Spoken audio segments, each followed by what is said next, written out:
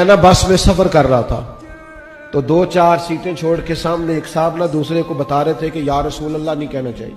तो बीच में सवारियां भी खड़ी थी, मेरे अंदर का मुनाजर भी बड़ा परेशान था कि गुंजाइश बढ़े ना तो मैं उठ के जाऊं, लेकिन रश होता है ना बसों में कई दफा तो आप जा नहीं सकते।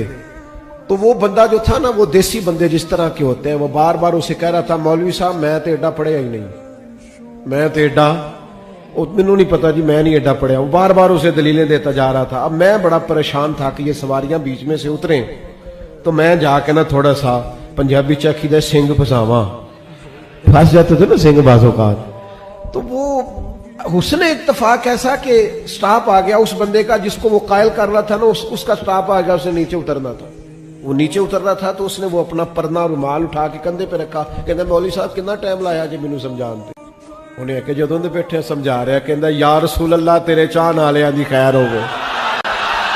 आप यकीन करें, और मैंने अपने आप से कहा, मैंने कहा तेरे सारे मुनाजरे खत्म, तेरी सारी दलीलें खत्म, तू इसे क्या समझा सकता था जो जाती दफा भी या रसूल अल्लाह की दुहाई दे गया है ना, इसका घर चाहे कच्चा हो पर अकीदा बड़ा पक्का है।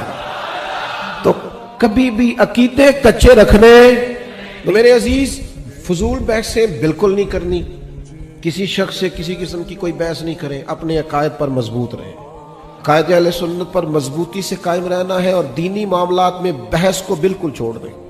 हमने बहस नहीं करनी, हमने रसूल कायनात की गुलामी करनी। हर मामले में बहस, मिलाद आया तो बहस, मिराज आया तो बहस, लंगर आया तो बहस, छोड़ दो बहसें करना। कब तक बहस करेंगे? हमने बहस नहीं करनी। कोई बशर आखे, कोई नूर आखे, पैंदा हर पासे हो शोर डिठा, और अल्लाह आलिया गल मुका दी तुसा होर डिठा तो